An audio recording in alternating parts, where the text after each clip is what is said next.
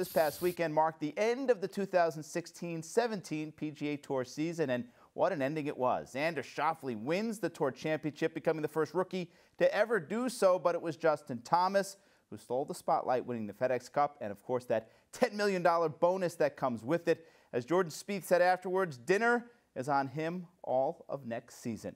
Let's welcome in two guys who are always quick to pick up the tab at dinner. That's Golf.com's Jeff Ritter and SI senior writer Michael Bamberger. And guys, Justin Thomas, what a year. He's not even 25 years old.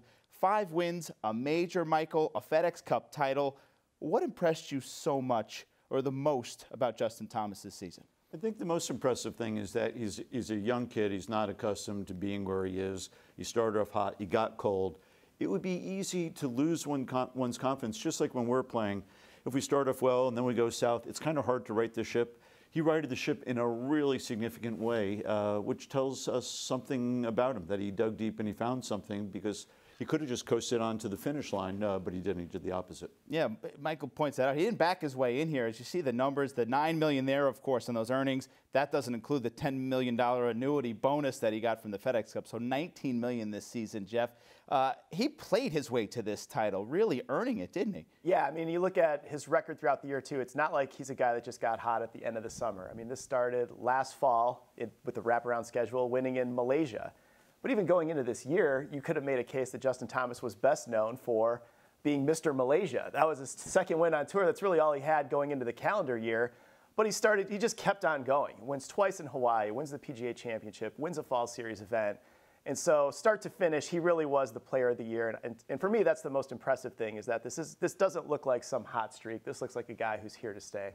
And it was historic, really. I mean, just the 4th player ever to win 5 events in a season, including a major before his 25th birthday. The names on that list, of course, Tiger, Jack, Jordan Spieth. Not bad company. And speaking of Spieth, Thomas and Spieth combined for 8 wins, 2 majors. They're 1 and 2 on the money list for the season. Neither of them have turned 25 yet.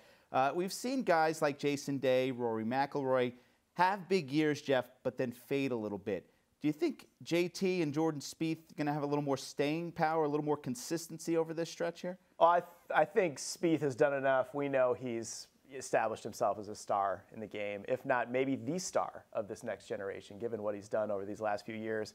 And again, I think Justin Thomas is there with him now. I think this was the type of step forward that really, if you look at the game this year, he was the one guy that took a step up a rung. He was a very good player before this season started, but he now is on that top shelf, that class of elite players based on what he did. And I think, yeah, I mean, I think both guys, it's not a fluke. They're both here, and they're going to be a factor for years to come.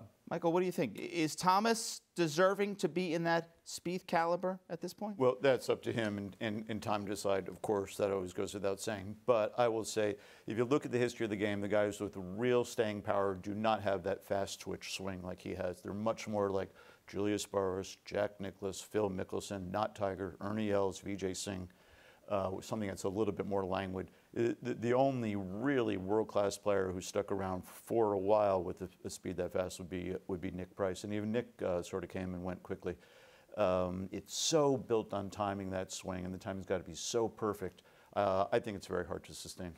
Yeah, you mentioned his fast twitch swing, and also Spieth kind of unorthodox. People have commented on his type of swing as well, Mike. I would definitely distinguish between Spieth's swing and the imperfections in Spieth's swing are part of who he is, and it gets to the mindset of who the guy is, which is, I'll figure out a way to get it done. It doesn't have to be technically perfect.